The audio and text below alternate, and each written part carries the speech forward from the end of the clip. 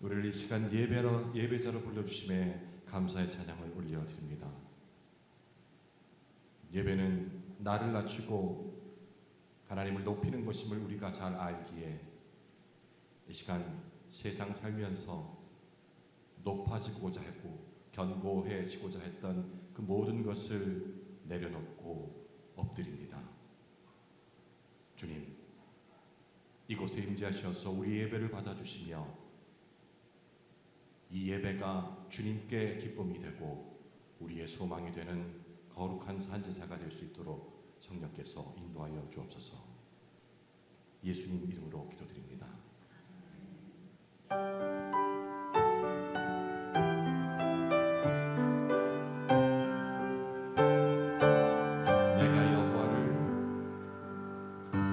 내가 여호와를 기다리고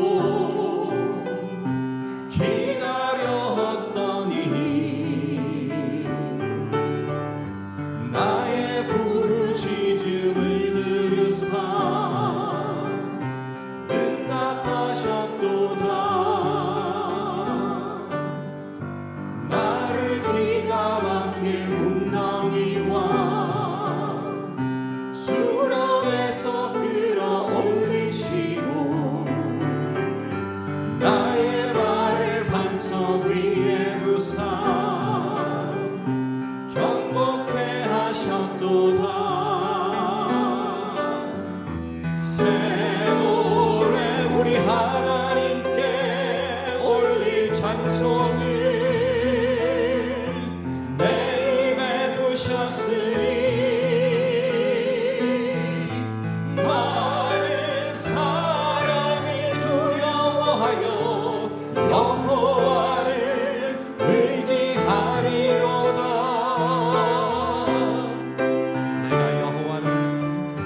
내가 여호와를 기다리고 기다렸더니 나의 부르짖음을 들으사 응답하셨도다. 다시 한번 찬양합시다. 내가 여호와를 기다리고 기다렸더니 나의 부르짖음을 들으사 응답하셨도다.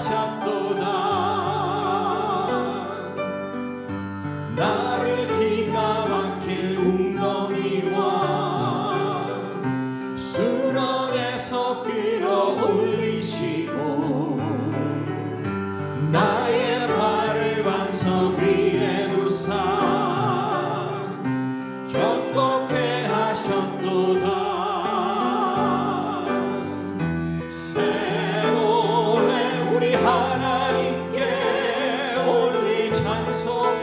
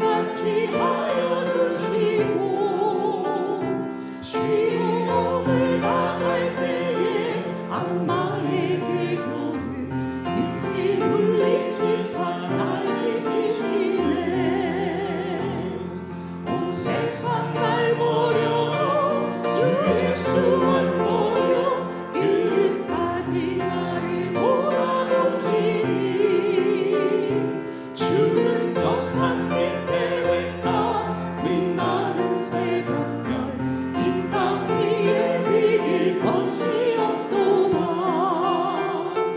내 마음을 다하여서 주님을 따르며 길이 길이 나를 사랑하리니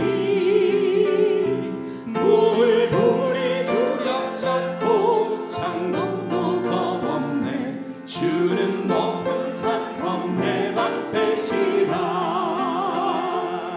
내 영혼 먹이시는 그네 누리고 나 친히 주를 뵙기 원하네. 주는 여산 밑에 백합 빛나는 새벽별 이 땅 위에 비길 것이 없도다.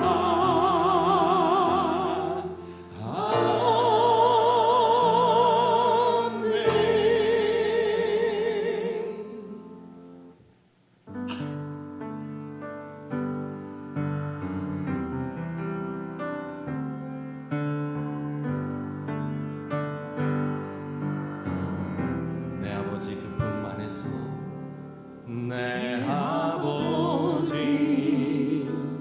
그 품 안에서 내 영혼은 안전합니다. 주 손길로 내 삶을 안으시니 그 평강이 나를 덮습니다. 나 비록 넘어지며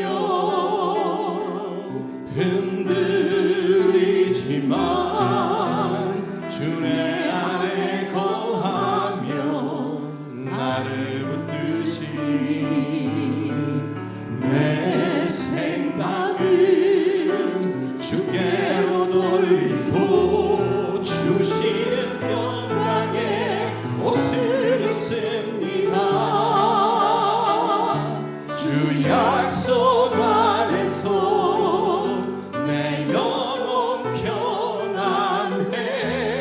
내 뜻보다 크신 주님의 계획 나 신뢰해. 두려움 다 내려놓고 주님만 의지해. 주 안에서 내 영혼 안전합니다. 다시 한번 고백합시다. 내 아버지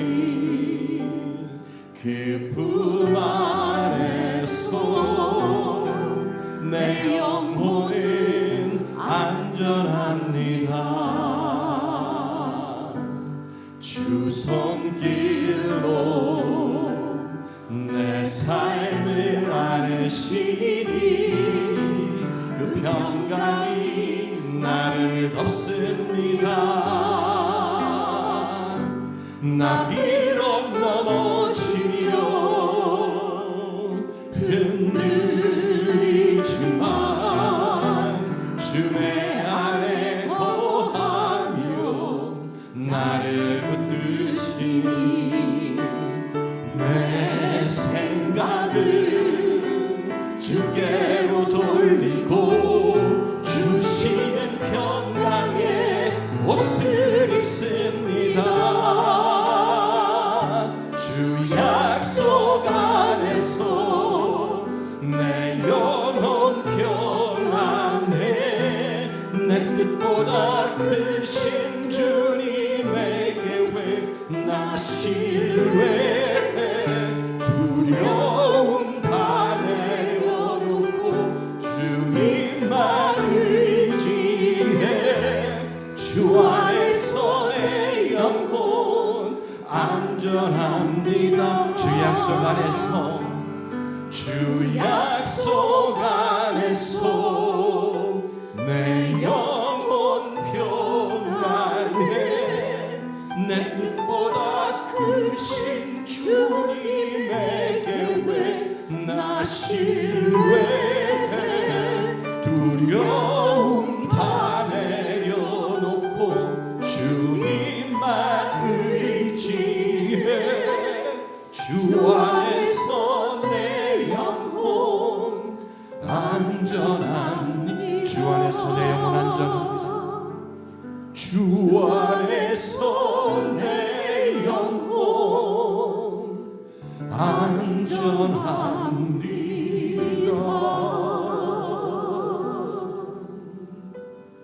우리 시간에 우리 입술을 열어서 함께 기도합시다. 세상 살면서 무엇이 나를 두렵게 했는지 생각할 때 참 많은 것들이 우리를 두려움에 휩싸게 하였고, 그리고 주께로 나오는 그 걸음들을 막았던 것을 우리가 기억합니다. 하지만 이 시간 그 모든 두려움을 내려놓고 우리가 예배자로서 이 예배 초소에 주님 앞에 왔으니, 이 시간 주께서 주시는 그 참 평안, 그 영혼의 안전을 누릴 수 있도록 주께서 우리에게 힘을 공급하여 주십사. 우리의 입술을 열어서 함께 기도드립시다.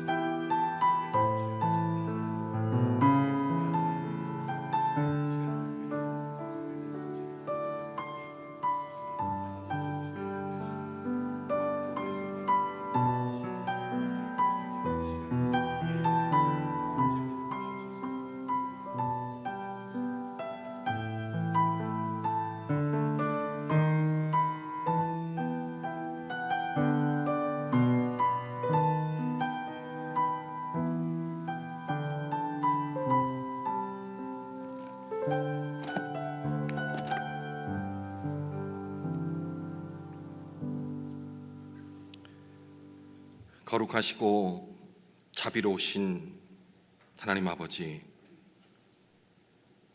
오늘 우리는 각자의 삶의 자리에서 이리저리 도망치다 지친 발걸음을 멈추고 이렇게 주님 임재 앞에 섰습니다. 때로는 우리의 불순종으로, 때로는 이해할 수 없는 그런 인생의 광풍으로 인해 마치 스올의 뱃속과 같은 그런 어둠 속에 갇혀 시인받은 우리를 긍휼히 여겨 주시옵소서. 주님, 이 시간 우리의 영적 감각을 깨워주시기를 간구합니다. 세상에 그런 화려한 소음들 속에서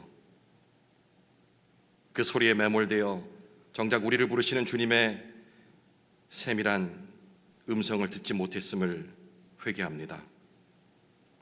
인생의 모든 전원이 꺼져버린 것 같은 그런 고독한 순간에도 여전히 우리를 붙들고 계시는 하나님의 주권을 신뢰하게 하옵소서. 선포되는 말씀을 통해서 우리의 닫힌 입이 열리고 절망의 비명이 소망의 기도로 변하는 그런 역사가 있게 하여 주옵소서. 요나의 표적을 통해 보여주신 예수 그리스도의 사랑이 우리 영혼의 가장 깊은 곳까지 공명되는 그런 시간이 되기를 소망합니다. 우리의 영원한 피난처 되시는 예수 그리스도의 이름으로 기도드립니다. 아멘.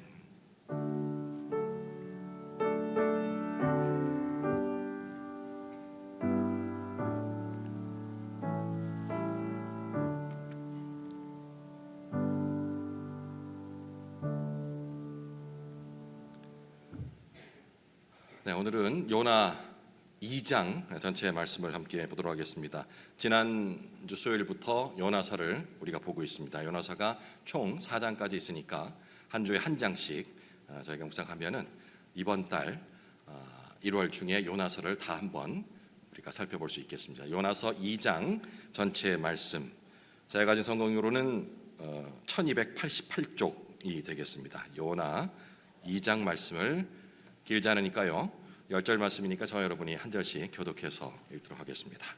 다 찾으셨죠? 요나가 물고기 뱃속에서 그의 하나님 여호와께 기도하여 이르되 내가 받는 고난으로 말미암아 여호와께 불러 아뢰었더니 주께서 내게 대답하셨고 내가 스올의 뱃속에서 부르짖었더니 주께서 내 음성을 들으셨나이다. 주께서 나를 깊음 속 바다 가운데 던지셨으므로 큰 물이 나를 둘렀고 주의 파도와 큰 물결이 다 내 위에 넘쳤나이다. 내가 말하기를 내가 주의 목전에서 쫓겨났을지라도 다시 주의 성전을 바라보겠나이다 하였나이다. 물이 나를 영혼까지 둘러싸우며 깊음이 나를 에워싸고 바다 풀이 내 머리를 감쌌나이다. 내가 산의 뿌리까지 내려갔사오며 땅이 그 빗장으로 나를 오래도록 막았사오나 나의 하나님 여호와께서 주께서 내 생명을 구덩이에서 건지셨나이다. 내 영혼이 내 속에 피곤할 때에 내가 여호와를 생각하였더니 내 기도가 주께 이르러 싸우며 주의 성전에 미쳤나이다. 거짓되고 헛된 것을 숭상하는 모든 자는 자기에게 베푸신 은혜를 버렸사오나 나는 감사하는 목소리로 주께 제사를 드리며 나의 서원을 주께 갚겠나이다. 구원은 여호와께 속하였나이다 하니라. 여호와께서 그 물고기에 말씀하심에 요나를 육지에 토하니라. 네. 오늘 요나 2장 1절에서 10절 본문으로 내가 스올의 뱃속에서 부르짖었더니, 제가 이제 목사님 따라한다 했죠. 성경 구절 따로 제가 제목을 정하지 않고 그 구절을 그대로 인용을 했습니다. 충분히 이 구절만으로도 전하고 싶은 메시지를 대표할 수 있을 것 같습니다. 우리 습관적으로 자꾸 높은 곳에 사람들은 가려고 그래요, 그죠? 아파트도 가능하면 높은 층에 가려고 그러고 차도 조금 높은 차를 타려고 그러고. 본능일까요? 따뜻한 진기 찬바람이 불 때는 따뜻한 햇살 속에 그 양지 바른 곳에서 높은 곳에서 내릴 때는 빛을 맞으면서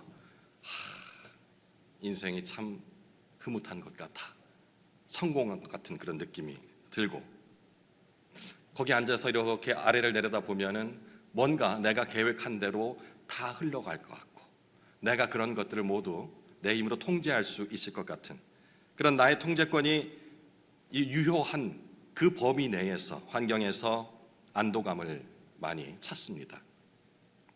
그래서 많은 그리스도인들이 편안할 때 그 따뜻한 빛을 받으면서 그 테이블 탁자에 앉아 있어 성경책도 옆에 놓여 있고요. 그러면 어떻습니까? 저절로 감사의 기도가 나오잖아요, 그렇죠? 하나님 감사합니다 하고. 그렇지 않다면, 만약에 그런 환경이 나에게 주어지지 않았다면 이런 얘기를 해요. 상황이 좀 나아지면, 지금은 너무 정신이 없어서 그런 감사 기도 같은 건 잘 못하겠어요. 되게 솔직한 고백이죠. 영적으로 내 주위가 좀 정돈되고 나면 그때 주 앞에 나가겠습니다. 예를 들어서 우리 이제 순장님들이나 아니면 전사님께서, 장전사님께서 이렇게 신방을 한번 가셨어요. 그래서 교인 오셔야죠 했는데 이렇게 얘기를 하는 거예요. 지금 들어보셨죠, 전사님? 이런 얘기. 영적으로 제 주위가 조금 좀 정돈이 되고 제가 좀 정신 좀 차리면, 그러면 반드시 진짜 꼭 약속 도장 찍고 예배드리러 기도하러 나가겠습니다. 이렇게 기도를 마치 여유가 있는 사람들의 전유물이나 미래에 시간이 되면 해야 될 그런 과제 정도로 생각할 때가 많다는 것이죠. 하지만 성경이 보여주는 이 기도의 자리는 우리가 방금 얘기했던 그런 안락한 볕이 잘 드는 거실이나 화려한 성전이 아니라는 겁니다. 오히려 이 기도는 이런 형통의 정점이 아니라, 최고점이 아니라 더 이상 내려갈 곳이 없는 절망의 수렁에서 비로소 그 본질적인, 마치 심장이 뛰듯이 박동이 시작된다라는 것. 사방이 벽으로 막히고 또 내가 의지하던 모든 것들, 환경과 인맥들이 마치 지금 꽂혀있는 전원 콘센트를 딱 뽑듯이 다 뽑아졌을 때, 전원이 차단됐을 때, 그래서 TV나 라디오에서 나오던 그런 소음과도 같은, 배경음악과도 같은 그러한 세상의 소리들이 완전히 음소거가 됐을 때, 그때 하나님의 그 세밀한 음성이 마치 공명이 되듯이 내 귀에 들리기 시작한다는 겁니다. 높은 곳에서 하나님을 우리는 찬양을 하지만 하나님의 음성은 그 높은 곳이 아닌 바로 이 밑바닥, 절망의 환경에서 비로소 우리에게 들리기 시작한다는 것입니다. 오늘 본문이 요나서 2장이 바로 그러한 내용을 담고 있는데요. 요나의 전체 그 내러티브 중에서 제가 개인적으로 느끼기는 가장 이질적이면서도, 이 표현이 적절할지 모르겠습니다, 가장 아름다운 고백이 아닐까라는 생각을 했습니다. 2장을 묵상하면서 그 1장에 나왔던 그 사나운 광풍도, 그리고 아우성치던, 살겠다고 아우성치던 그런 이방인 선원들의 소란도 모두 잠잠해진 상태. 오직 하나님과 그리고 그분의 얼굴을 피해서 도망쳤던 한 인간 요나의 단독 대면 장면만 2장에서는 나옵니다. 아시다시피 요나는 그 절체절명의 시간에 배 안에서 기도하지 않았습니다. 기억하시죠? 지난주에 말씀드렸습니다. 거대한 폭풍 속에서도 그는 영적인 마비 상태였기 때문에 배 밑창에서 잠을 자고 있었어요. 태풍이 치고 배가 침몰한다는 순간에서도 위기감을 전혀 느끼지 못했던 겁니다. 하나님을 믿기 때문에 그게 아니었어요. 영적인 감각이 마비되어 있었기 때문에 위험을, 하나님께 주시는 경고를 알아차리지 못했던 겁니다. 무책임하게 잠들어 있었고 바다에 던져지는 그 최후 순간까지도 침묵으로 일관했습니다. 기억하시죠? 던져지기 전에 기도했나요? 안 했습니다. 그냥 던져졌습니다. 끝까지 자신의 완고함을 꺾지 않았던 것이죠. 이 완고함이 무엇인지 기억하시죠? 요나가 원했던 것은 니느웨의 멸망이에요.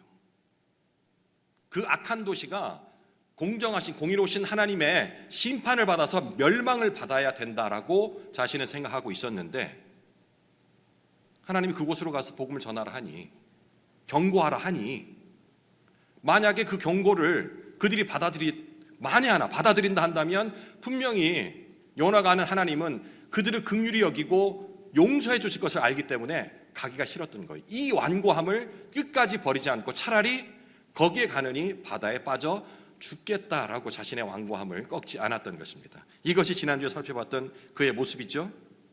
하지만 그가 말 그대로, 그가 뱉은 고백대로 죽음의 입구인 스올의 뱃속에 갇혀서 한 치의 앞도 보이지 않는 절대적인 고독과 끝인 것 같은 어둠을 마주했을 때 비로소 굳게 닫혔던 요나의 입이 열립니다. 오늘 우리는 이 요나의 기도를 통해서 우리가 처한 이 고난의 깊이가 어떻게 하나님의 은혜의 넓이로, 우리가 생각하는 고난의 깊이, 더 이상 더 내려갈 수 있을까라고 생각했던 그 순간이 어떻게 하나님의 은혜의 넓이로, 깊이가 아닌 다가오는지, 그 신묘한 신학적 깊이를 통찰하고자 합니다. 1절, 요나가 물고기 뱃속에서 그의 하나님 여호와께 기도하여. 보통 우리 인과응보라는 단어들 들어보시고 사용도 하시죠. 기독교에서는 마치 이제 이 단어를 쓰면은 이거 좀 아닌데라는 그런 또 기류도 있었습니다. 흐름도 있었습니다. 왠고하니 이 단어의 기원이 불교에서 나왔기 때문에 어떻게 교회에서 인과응보라는 말을 써라고 쓰면 안 된다라고 말씀하시는 분도 계신데, 저는 그런 취지에서 인과응보가 아니고요. 우리가 생각할 적에 그 단어를 내뱉지 않는다고 해서 우리가 거룩하고 마음 품으면 용서가 되고 이런 건 아니잖아요. 보면 우리의 신앙이 이런 인과응보적 신앙 색깔을 가지고 있을 때가 많습니다. 우리에게 닥친, 그리고 남에게 닥친 그 일들을 바라볼 적에 뭐가 있었으니까 이런 결과가 나왔겠지, 인풋이 있으니까 아웃풋이 있는 거지. 우리 욥기 살펴볼 때도 그랬지 않습니까? 욥의 친구들이 네가 괜히 벌 받을 리가 없어, 분명히 뭐 잘못한 게 있을 거야, 그냥 잘 생각해봐 라는 생각들, 그죠? 이런 생각들 많이 하지 않습니까? 그런 관점으로 이 요나서를 대충 읽게 되면은 요나가 물고기의 뱃속에 갇힌 것, 하나님께서 큰 물고기를 예비해 두셨다. 요나가 뭔가 이제 회개를 했으니까 물고기를 하나님께서 보내주셨겠지. 그런데 지난주에 봤던 1장의 마지막에는 분명히 요나는 입 꼭 다물고 차라리 물에 빠져 죽겠다라고 바다에 던지우기 전에 큰 물고기를 하나님께서 예비해 주셨다고 합니다. 그러니까 순서가 인과응보적으로 생각한다면 이 순서가 안 맞아요. 요나가 드디어 회개하고 기도를 해서 하나님께서 그를 구하기 위해 물고기를 보내주신 것처럼 착각할 수 있는데, 제 기억으로는 주일학교 때 그렇게 배웠던 것 같아요. 요나가 회개를 했기 때문에 하나님께서 큰 물고기를 예비해 두셨다. 그런데 성경은 그렇지 않잖아요. 순서가 바뀌었잖아요. 그죠? 물고기 뱃속에 요나가 들어간 이 사건은 그의 기도가 만들어낸 응답이 아니란 얘기입니다. 그가 기도를 시작할 수밖에 없도록 만드신 그 상황. 제가 신대원에 올라가서 배우고 있잖아요. 거기서 새로운 용어를 제 개인적으로는 배웠어요. 선행적 은총 이라는, 우리 교단에서 얘기하는 그런 결과도 같이 하는 것인데, 이게 바로 그런 거예요.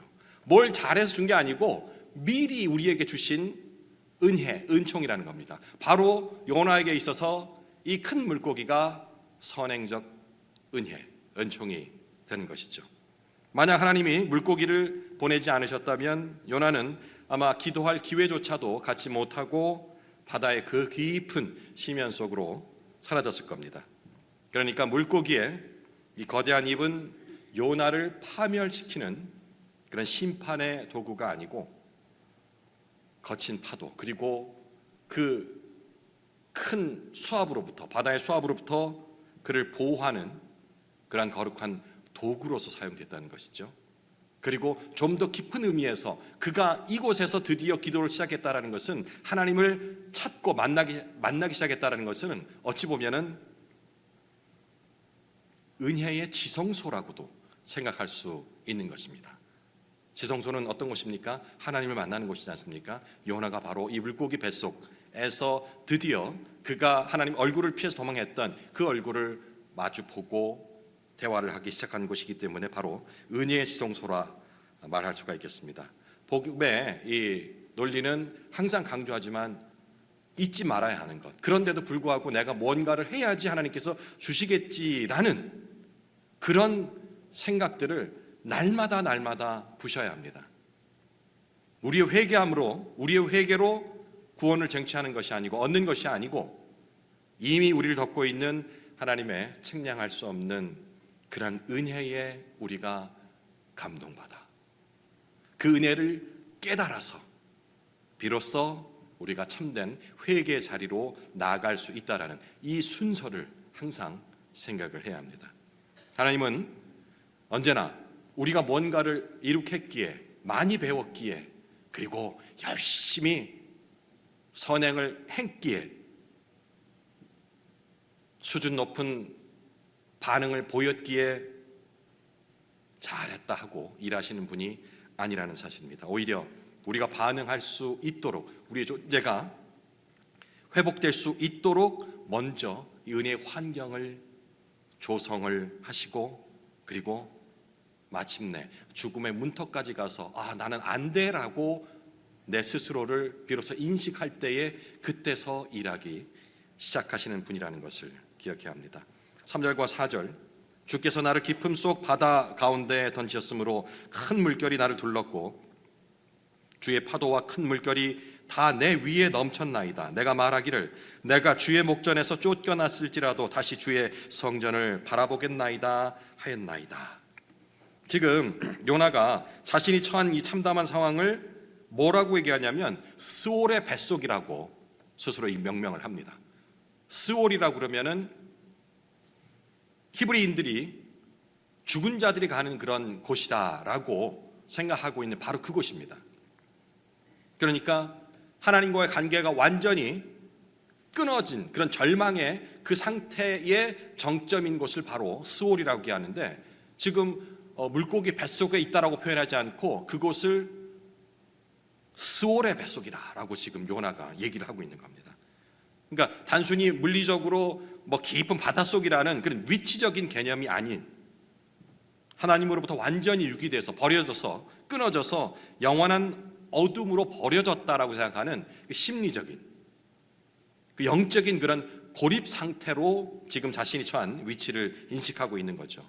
그리고 요나는 주의 목전에서 쫓겨났다고 고백하면서 이제 완전히 자기가 버려졌다라는, 하나님께서 완전히 나를 포기하셨다라는 아주 지독한 그런 상실감을 맛보고 있는 것 같습니다. 앞서 말씀드렸듯이 바로 이것이 신학의 역설이 되겠죠. 요나가 하나님을 가장 멀게 느꼈던 그 지점, 스올의 뱃속, 그 절망의 지점이 실상 하나님께서 가장 강력하고 세밀하게 개입하고 계신 지점이라는 사실입니다. 깊은 곳 그러면은 하나님이 찾아오시지 못할 만큼의 어떤 그런 고립됨으로 우리가 생각할 수 있는데, 오히려 하나님은 그런 침묵 가운데 우리가 몸을 움직일 수도 없는, 뭐 운전을 한다면 운전대를 돌릴 수도 없는 그 순간에 하나님께서 직접 우리의 인생의 운전대를 잡고 계신다는 얘기입니다. 지금 요나의 고백을 다시 한번 보면은 지금 자신을 집어삼킬 듯 덮친 큰 파도와 큰 물결을 어떻게 표현하냐면, 큰 물결과 큰 파도가 이렇게 하지 않고 뭐라고 했습니까? 주의 파도와, 3절이에요. 주의 파도와 주의 물결이라고 지금 고백을 해요. 그러니까 이 자연현상으로 이걸 바라보고 있는 것이 아니라는 것. 이제 요나가 정신을 차린 것 같습니다. 자신을 고통스럽게 하고 숨막히게 하는 그 모든 고난의 환경, 이것이 우연한 불운이 아니라 드디어 하나님의 주권적 손길에 의해서 이루어진 것이다라는 것을 인정하는 거예요. 큰 파도가 아닌 주의 파도와 그리고 주의 물결이라고 얘기하는 것은 거기에 대한 고백으로서 나올 수 있는 단어가 되는 겁니다.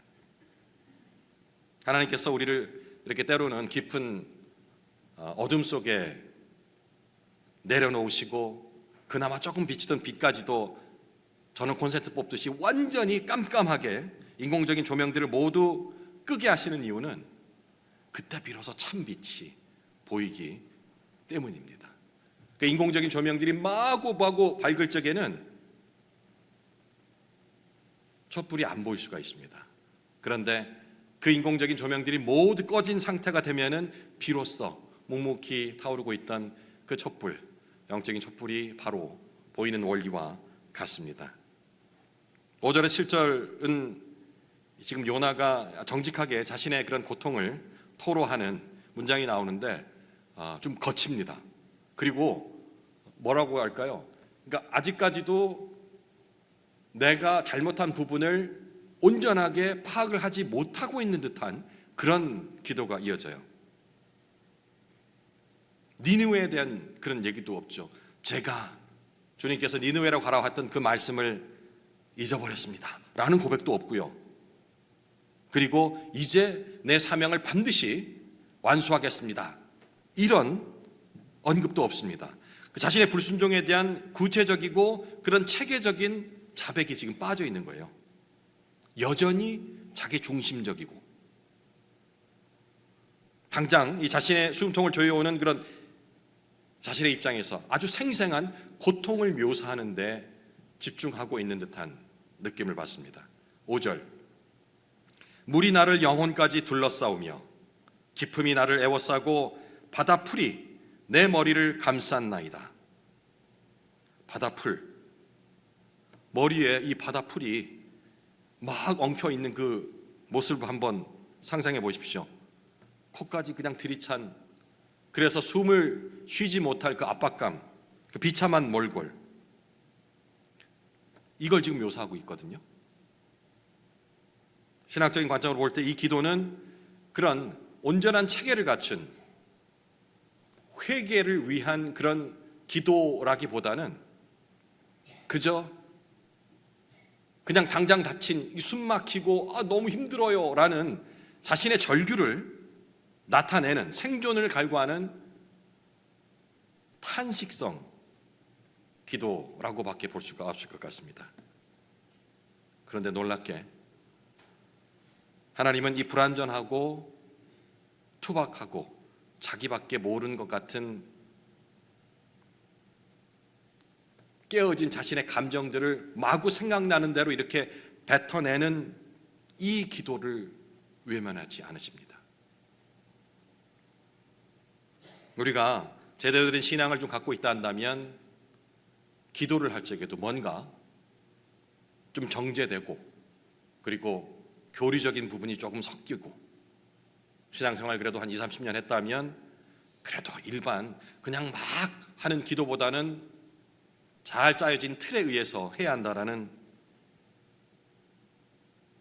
일종의 강박관념 같은 것들을 갖고 있어요. 우리 교회는 뭐 대표 기도라는 것이 따로 있지 않지 않습니까? 그래서 모두가 함께 기도하는 시간을 갖는데 그래도 뭔가 이렇게 해서 내 목소리를 내서 내가 혼자서 기도해야 될 때가 된다면 대부분 겁부터 덜컥 냅니다. 아, 나 이 기도 형식을 잘 모르는데 이렇게 해도 되려나? 뭐 이런 두려움 때문에 감히 입을 떼지 못해요. 하지만 신앙의 진정한 출발점은 정제된 그런 교리적 고백이 아니라 하나님을 향한 그냥 주님, 저 죽겠어요. 살려주세요. 정직한 비명이 오히려 더 옳은 나의 진솔한 기도가 될 수 있습니다. 하나님 앞에 나갈 적에 자꾸 뭔가 꾸미려 하고 그리고 이 정도는 해야지. 특히 남이 하는 기도를 들으면서 그 기도의 형식을 따지고 거룩한 단어를 고르느라 정작 내 마음의 전심은 잃어버릴 때가 많음을 솔직하게 고백을 합니다. 하지만 이 요나의 이 투박한 살려달라는 죽겠다는 이 기도를 통해서 하나님은 우리에게 완벽한 논리나 혹은 고상한 여유, 태도를 요구하며 기다리시는 분이 아니라는 사실을 또 한 번 우리는 확인할 수 있습니다. 단지 그 고통의 밑바닥에서 내가 아무것도 아님을 깨닫고 그리고 주님이라는 주님을 찾는 부르는 기억하며 손을 내미는 그 연약한 그 행위 자체를 기쁘게 받으신다는 겁니다. 하나님 보시는 것은 기도의 수준이 아니라 계속해서 말씀드립니다. 기도의 방향입니다.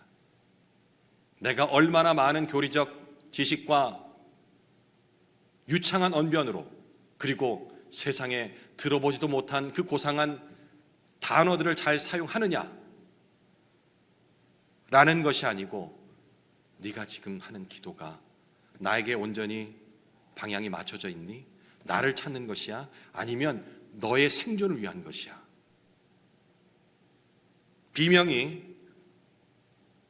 기도가 되는 그 순간 회복의 역사가 바로 이미 시작되었다는 것을 깨닫는 순간인 겁니다. 요나의 기도는 9절에 이르러서 그 신학적인 정점에 도달하면서 위대한 반전을 일으킵니다.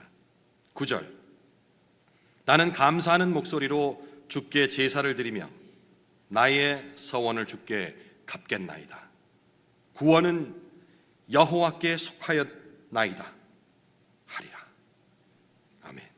이 선언은 요나의 그런 신앙적인 회개, 메타노이아의 상징을 하는 것입니다. 그동안 요나는 구원을 받을 자격이 있는 이스라엘과 그리고 멸망받아 마땅한 니느웨로 이분화시켜서 판단하는 일종의 영적 우월주의였습니다. 그리고 민족적인 이스라엘 민족이라는 선택된 선민의식에 사로잡힌 독선에 가득 차 있었습니다. 마치 자기가 하나님의 심판과 구원의 저울을 들고 있는 그런 대행자라도 된 듯이 착각하면서 살고 있었던 것이죠. 자신의 기준에 맞지 않는 그 니느웨를 멸망시키려고 하나님의 명령을 거역했던 그 오만함이 이 고백 앞에 무너집니다. 죽음의 문턱에서 드디어서 비로소 깨닫는 거죠. 아, 구원이라는 것이 인간의 자격이나 혈통 혹은 도덕적인 그런 우월감의 결과가 아니라 오직 하나님의 절대 주권에 속한 것이다. 구원은 바로 그런 것이야. 하나님께서 값없이 주신 은혜인 것이야. 내가 이스라엘 백성이기 때문에, 선택된 민족이기 때문에, 그리고 선한 삶을, 하나님 보시기에 합당한 삶을 살았기 때문에 주어지는 것이 아니고, 하나님께서 값없이 내가 너를 구원하겠다 마음 먹으심으로 그냥 아무 값없이 민족적 배경이나 신앙의 연조 상관없이 주어지는 것인가 라는 것을 깨닫게 된 것입니다. 구원은 여호와께 속하였다는 이 고백은 곧 나를 구원하거나 나를 통제할 권한이 나에게는 없다라는 그런 완전한 항복 선언과도 같습니다. 나 같은 이 불순종한 죄인이 살아난 것이 전적인 하나님의 은혜라면 저 흉악한 사람을 죽이는 것을 재미로 하는 그 니누의 사람들조차 이 살리는 것이 하나님의 고유한 주권임을, 권한임을 인정하는 그 지점까지 다다른 고백인 것입니다. 구원은 여호와께 속하였다라는 이 고백이요. 이처럼 하나님의 주권을 온전히 인정할 때 긴 것 같았던, 죽음의 문턱이었던 것 같았던 그의 상황이 바뀌게 됩니다. 영적인 목적을 달성하게 되는 것이죠. 우리 안에 있던 그 가짜 주권을 몰아내는 그런 시기가 되는 것입니다. 10절, 여호와께서 그 물고기에게 말씀하시매 요나를 육지에 토하니라. 하나님은 요나를 물고기 뱃속에서 꺼내서 즉시 니느웨 성문 앞으로 데려다 놓을 수도 있었을 것입니다. 하지만 지금 본문 문장을 읽으면 그렇지 않습니다. 그냥 다시 그에게 익숙한 육지로 지금 뱉어낸 겁니다. 여기서 토하다라는 표현이 저는 정말 적절한 것 같아요. 이 토한다라는 느낌 어떻습니까?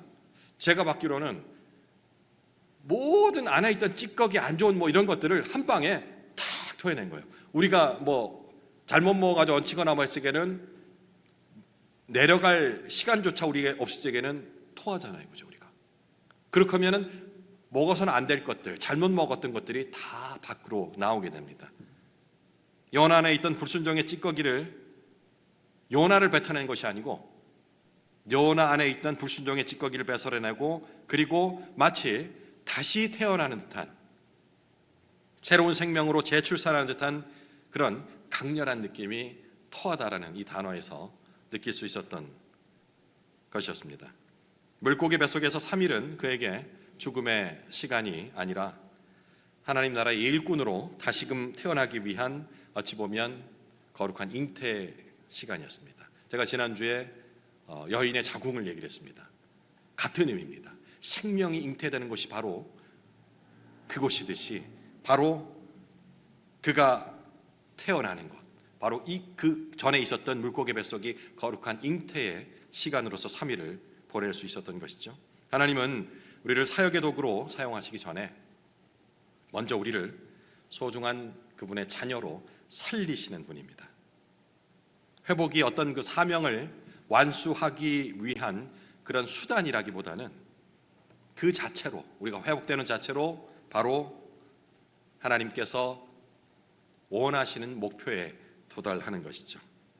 곧바로 니느웨로 달려가 설교하기를 원하시기보다는 그가 다시 맑은 이 공기를 마시고 그리고 땅을 밟으면서 일상을 살아간다는 겁니다. 하나님의 얼굴을 기쁨으로 먼저 대할 수 있는 그런 존재적인 회복을 먼저 원하신 것이었습니다.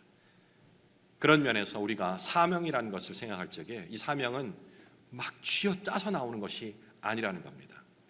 사명 혹은 사역 이런 것들을 생각할 적에 정말 나의 안간히 모든 것을 다 짜내서 뭘 해야겠다라는 그런 다짐들을 하게 되는데, 오늘 이 본문을 보면 사명이라는 것은 이렇게 억지로 쥐어짜서 나오는 것이 아니라는 것을 알 수 있습니다.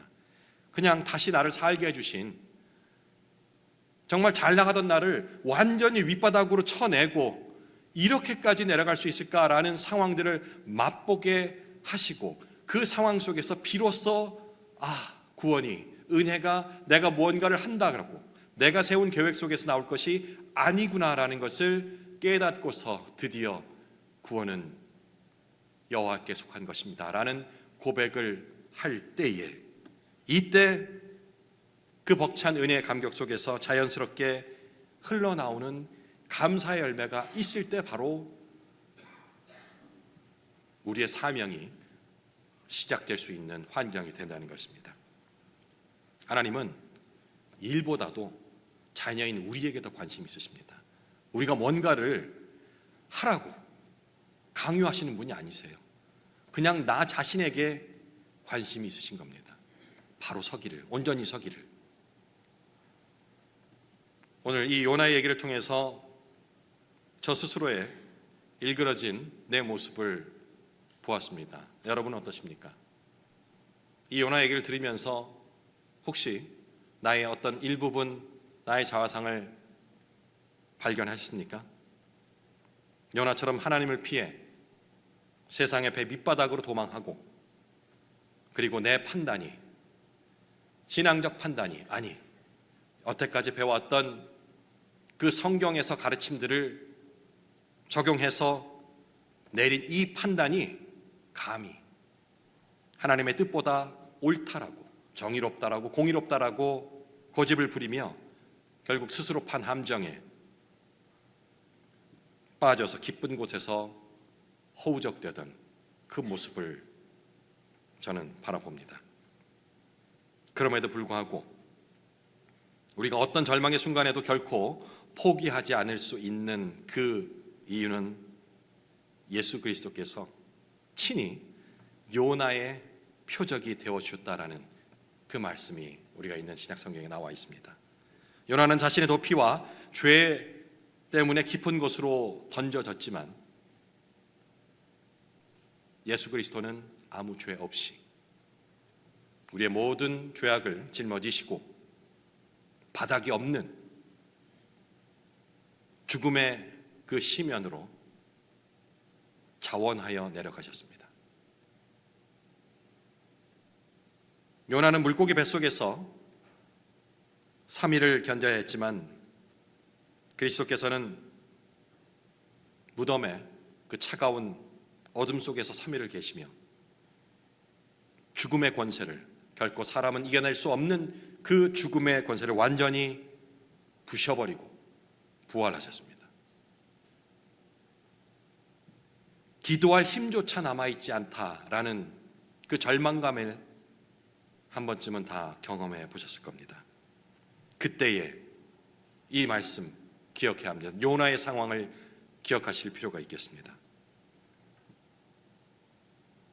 요나의 뱃속이 그의 인생에 있어서 가장 종착지, 폐막지가 아니었듯이 기도할 힘조차 없이 버려진 듯한 이 상황이 나의 인생의 끝이 아니라는 그 믿음, 오히려 하나님의 임재가 가장 밀도 있게, 그리고 하나님의 세밀한 음성이 가장 크게 공명되는 그러한 환경이라는 것을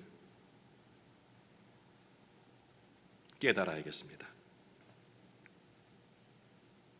우리가 시면에 내려갔다, 어려운 곳에 있다 라고 생각할 적에 동시에 하나님께서 먼저 우리보다 먼저 내려가셔서 우리를 위한 준비를 하고 계시다라는 그 두 가지 사실을 동시에 떠올릴 수 있는 믿음이 있어야겠습니다. 하나님은 우리가 준비되었을 때가 아니라 우리가 무너졌을 때 비로소 부르신다는 그 사실을, 그래서 우리는 구원은 여호와께 속하였나이다 라고 고백함으로 그 순간이 바로 큰 은혜가 될 수 있는 자리로 만들 신앙을 갈구하겠습니다. 기도하겠습니다. 살아계셔서 역사하시는 하나님 아버지, 오늘 요나의 기도를 통해서 절망의 시면 속에서 일하시는 하나님의 손길을 보게 하시니 감사합니다. 오늘 요나처럼 하나님의 얼굴을 피해 도망치던 우리들이었습니다. 고난이 닥쳤을 때조차 침묵과 고집으로 일관하던 요나와 같은 그런 완악한 모습의 우리였습니다. 하지만 주님, 그런 우리를 위해 큰 물고기를 예비하시고 죽음의 문턱에서 우리를 건져 올리시는 그 선행적 은총에 압도당합니다. 주님, 오늘 이 시간 결단합니다. 우리의 인생이 사방으로 우겨쌈을 당하고 깊은 바다풀이 머리를 감싸는 것 같은 그런 고통 속에 있을지라도 그것이 바로 주님이 일하시는 지성소임을 고백하게 하옵소서. 구원은 여호와께 속하였나이다 라는 이 고백이 입술의 고백을 넘어서 우리 삶의 유일한 기초가 되게 하옵소서. 우리를 다시 육지로 토해내시며 주님의 사명을 감당하게 하신 주님, 이제는 은혜의 빚진 자로서 우리에게 허락하신 그 육지의 지면 위를 거룩한 순종의 발걸음으로 걷게 하옵소서. 우리보다 더 깊은 죽음의 자리에 내려가셔서 승리를 우리에게 주신 예수 그리스도의 이름으로 기도드립니다. 아멘. 우리의 신앙을 이 찬송으로 함께 올려드렸으면 좋겠습니다. 예수를 나의 구주 삼고, 예수를 나의 구주 삼고 성령과 피로써 거듭나니 이 세상에서 내 영혼이 하늘의 영광 누리도다. 이것이 나의 간증이요, 이것이 나의 찬송일세. 나 사는 동안 끊임없이 구주를 찬송하리로다. 온전히 주께 맡긴 내 영, 사랑의 음성을 듣는 중에 천사들 왕래하는 것과 하늘의 영광 보리로다. 이것이 나의 간증이요, 이것이 나의 찬송일세. 나 사는 동안 끊임없이 구주를 찬송하리로다. 주 안에 기쁨 누림으로 마음의 풍랑이 잔잔하니 세상과 나는 간 곳 없고 구속한 주만 보이도다. 아멘. 이것이 나의 간증이요, 이것이 나의 찬송일세. 나 사는 동안 끊임없이 구주를 찬송하리로다.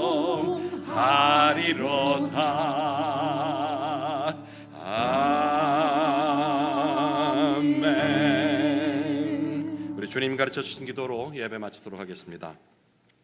하늘에 계신 우리 아버지여, 이름이 거룩히 여김을 받으시오며 나라의 임하옵시며 뜻이 하늘에서 이룬 것 같이 땅에서도 이루어지이다. 오늘날 우리에게 일용할 양식을 주옵시고 우리가 우리에게 죄 지은 자를 사하여 준 것 같이 우리 죄를 사하여 주옵시고 우리를 시험에 들게 하지 마옵시고 다만 악에서 구하옵소서. 대개 나라와 권세와 영광이 아버지께 영원히 있사옵나이다. 아멘.